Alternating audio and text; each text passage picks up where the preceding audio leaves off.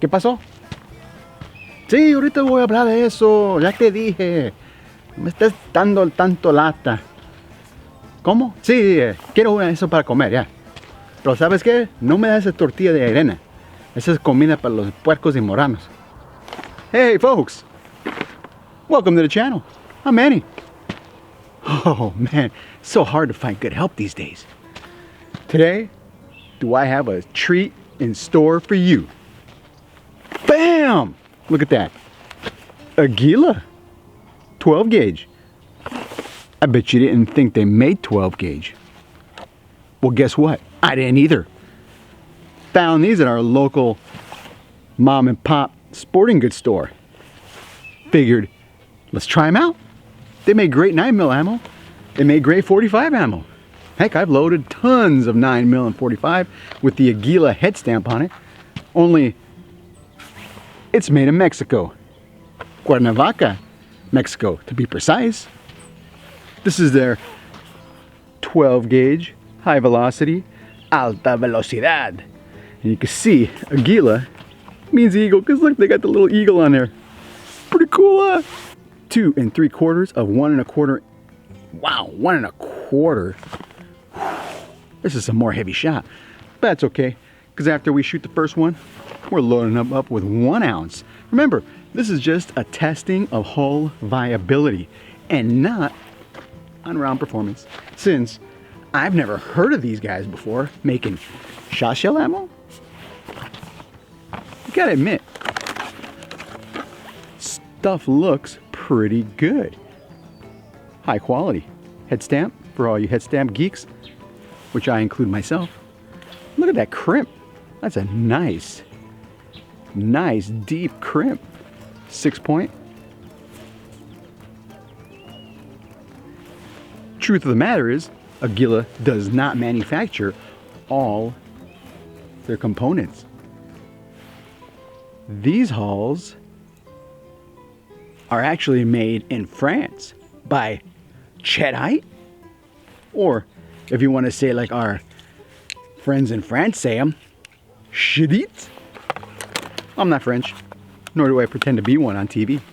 Being that these are a Chetite made hull, and we can tell that because when you look inside, and I don't know how clear this will come out, they're straight wall, and they have a white base wad, plastic base wad. Oh yeah. Plus they're high brass, or somewhat high brass, which we know means nothing. The high brass designation is a holdover back from the days when they used to load paper cartridges and they needed the extra support in the base. Nowadays, people just use this somewhat high brass and low brass so you could differentiate the different rounds you have in your pocket. You could put your hand in your pocket and go, oh look, that's my pheasant load. Or you could put your hand in your pocket and feel your low brass and go, oh, that's my dove bunny load. Don't get mistaken by the marketing hype. This means absolutely nothing. Oh, by the way, these are steel base, of course, brass washed, 6-point crimp, and we dissected one already for you because we can't just leave well enough alone, can we? You know, even though we've got this little podunk channel, we try to bring you guys value that you can use on a daily basis. Upon dissecting one of these shells, you can see the powder that they use. It's a 28 grains, 28 and a half grains of some flattened ball powder. I want to say unique. There we go. Oh, we're dropping it. See that? Yeah, probably unique or something. Fascinating, isn't it? Oh yeah. And the shot is really nice shot. Spherical. Pointy like Sputnik. Hey, you're gonna eat my chicken. Sorry, bad movie reference. Now I'm really showing my age. Oh, and the primer. Let me show you something. The primer, and we could tell these are Chedites or Chedits, si vous parlez français, because they've got a black paint on the bottom, black paint mark. All the primer manufacturers put their own color on the bottoms for ID. That's what these are. Interesting, isn't it? Kind of reminiscent of a Remington Power piston. With some really bad cuts. Look at these cuts they got on here. And this plastic, I gotta tell you, is really, really cheap. Compared to a clone. Oh, the clone is just heavy, heavy duty. You can feel the difference. Anyway, you know what I'm talking about. Take my word for it. It's cheap. It's thin. And it just, I don't know, there's something about it I don't like. So, of course, today we're using our Federal clones. These are really, really nice. They've got the wider base, because remember, straight wall hull, you need a wider wad for the base. That way you capture all the gas that you're making without any blow-by, and you get improved performance. And for those of you who do not know what we do here, we take 2 of our chosen shell. And this time, it's the Aguila 12 gauge. And we shoot them and load them until they cannot be shot no more. That means either the primer pockets open up or the case mouths fail. And that means they can't hold any crimp. And you guys who are familiar with our videos, you've seen how far we take this. We're rebels. We're dangerous. Don't do this at home. Ooh, and did I fail to mention that today's reloads are brought to you in part by Thorzak's. Oh, and his lovely shot. Look at that. Oh, it's so cool. Thorzak's up in Washington was kind enough to send us some shot. He's a fan of the channel. Dave, shout out to you. Check out his channel, Thorzak's. We'll put a link down below. A lot of cool stuff that we just don't have time to cover.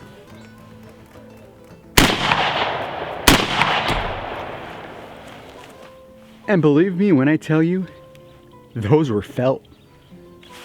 You gotta be kidding me.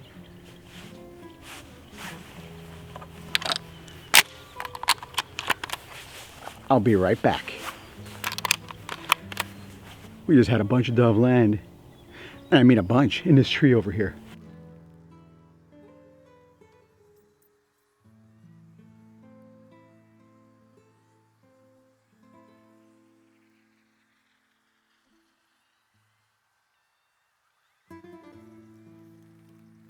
I don't think they like the hat. And of course, today we're using the Winchester 1400. Winchester 1400 haters, I suggest you go have another iced mocha latte with your girlfriend at the mall with your sweatpants and your flip-flops on.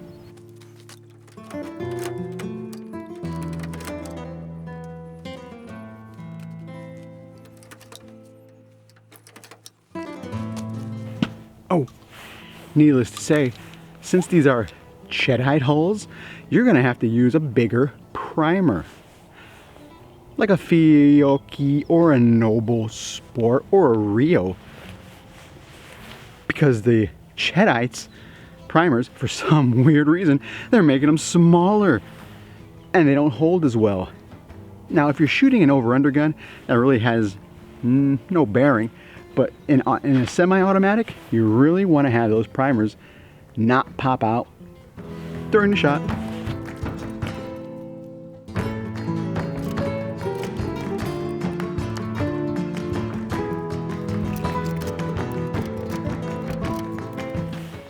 First loading, second shot coming up. They look pretty good. Typical Cheddite quality. They're not as deep as the factory crimp you see on the bottom here, but that's okay. Gotta have something to shoot at.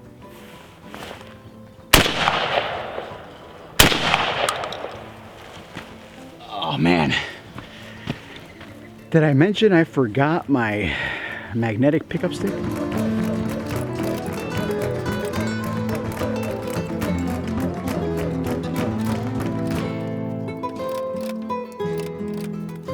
Shot number 3, load number 2.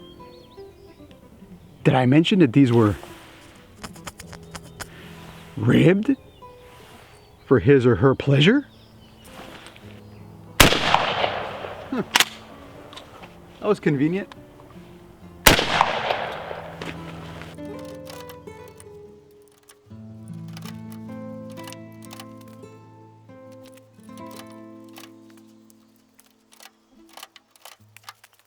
Load number 3, shot number 4. They look okay. You might have to adjust your final crimp depth if you want to get that nice deep crimp that you saw on the initial box of factory shells. Ooh.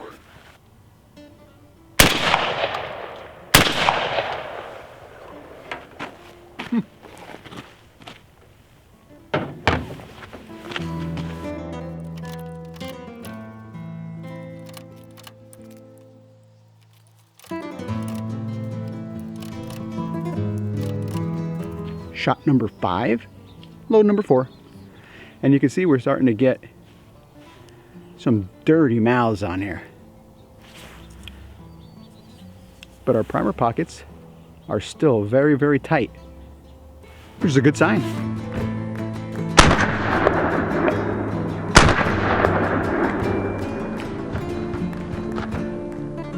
After shot number 5, they are dirty. Look at that. Oh, and they're still smoking. That's so cool. Little kid in me always comes out. They feel brittle. We got a little bit of, oh, we got a crack right there. Right there. After the 5th firing, we have a failure. Well. Hey. We're gonna go a couple more times. Carlos, what do you say, Carlos? Yeah, Carlos says we gotta do this.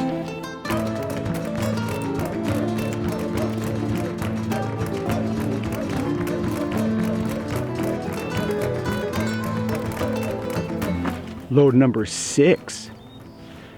And the crimps are holding up, even though they got a little bit of a cracking going on, little cracking thing going on. And very interesting, I think the primer pockets are loosening because you can see there just the faintest amount of gunpowder coming through there, which is not good. Hot gases blowing through the back of your case mouth, of your cases, into your chamber and up your firing pin, corrodes your firing pin. Now when you're shooting a extravagant, exquisite, expensive gun like the Winchester 1400, it's not really that expensive to change out the firing pin, you know, 12 bucks. But some of you guys that have your over-unders, expensive Satoris, you know, Parazzis, that's something you gotta think about. But then again, if you're shooting a $5,000 Parazzi, I doubt you're gonna be loading your shells 10 times, right? Right. But like I said, this show is not for everyone. This is for the average Joe who likes to load and is price conscious.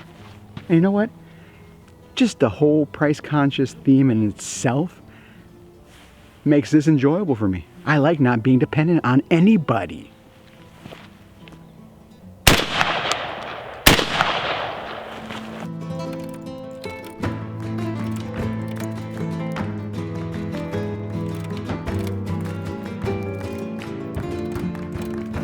Shot number 7. You can see a little bit of the mushroom coming up on the top there, but and I'm gonna I need a little bit more force to put the first one in the chamber. What do you expect? You know, after shot number 7, they really feel, yeah, they really feel work hardened. Wow, you got cracks now. All the crimps are cracked. Look at that. What are you gonna do? Oh, hold on here. Let me show you this. See how primers are standing proud?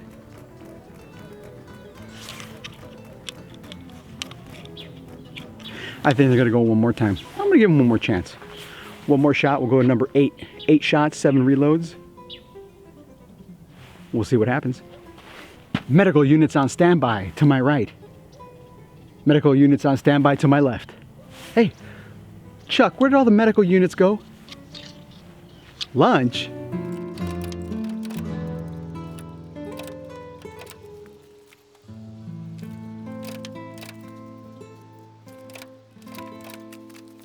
This is shot number 8.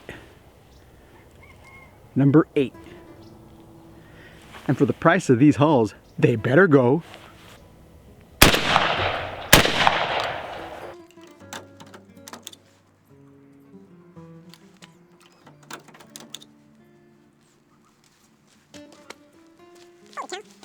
That went 8 shots.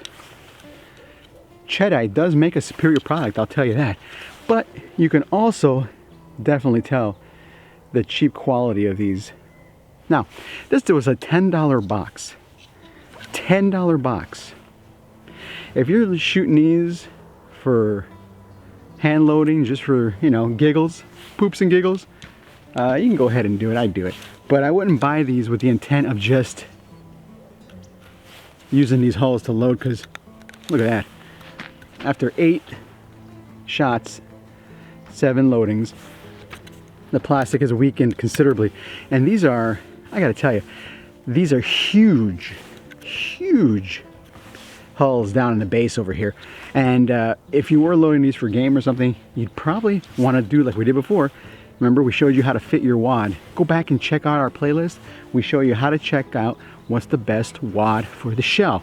You want to cut this off right here and then stick your wad in there to see how much space you have or how much jiggle room there is. The more room there is, the more powder escapes, the more gases escape, the less accuracy you get, less pressure you get. Not good. Would I buy these to reload over and over again? No. Would I get these as a special, you know, one and done?